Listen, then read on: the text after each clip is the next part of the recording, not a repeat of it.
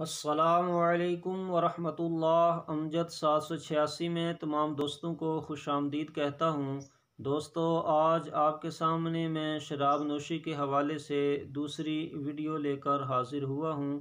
آج کی اس ویڈیو میں آپ کے سامنے شراب نوشی کے حوالے سے ایسا واقعہ ذکر کروں گا کہ جس کو سننے کے بعد ہمیں اس بات کا علم ہو جائے گا کہ شراب نوشی کوئی ہلکا گناہ نہیں، کوئی چھوٹا گناہ نہیں، بلکہ تمام برائیوں کی یہ جڑ ہے۔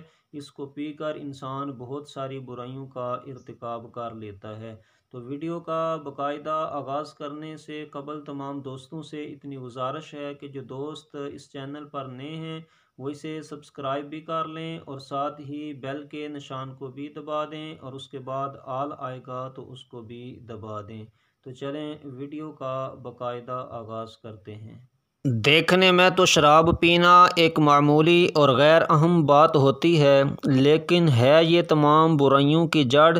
اس طرح کہ شراب پینے سے بے ہوشی طاری ہو جاتی ہے، شہوت غالب آ جائے تو زنا کا ارتکاب ہو جاتا ہے، کوئی منع کرے تو لڑائی جھگڑے کا سخت امکان ہوتا ہے، اور اسی جھگڑے یا اپنے گناہ پر پردہ ڈالنے کے لیے شرابی قتل کا مجرم بھی ثابت ہو سکتا ہے۔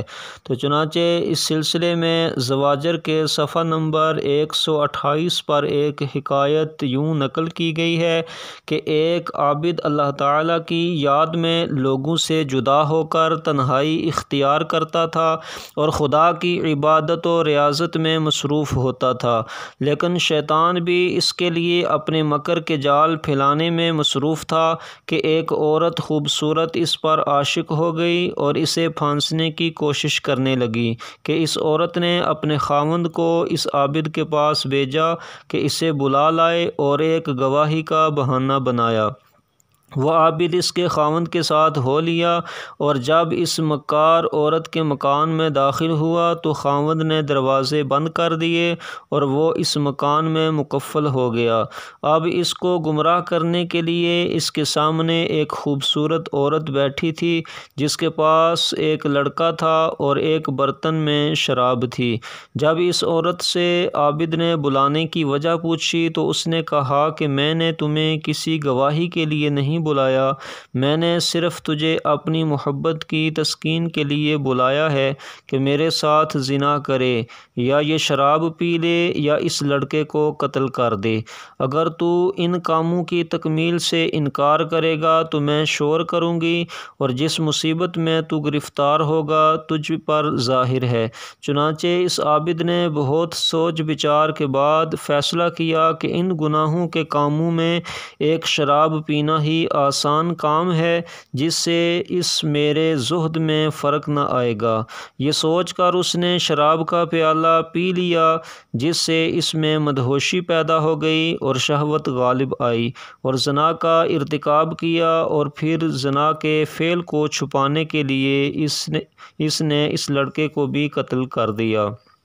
تو دوستو، یہ ہے انجام شراب نوشی کا کہ ایک عابد نے جس قدر گناہوں اور ظلم سے بچنے کی کوشش کی تھی، شراب نے سب گناہ اسی کے ہاتھ سے کروائے۔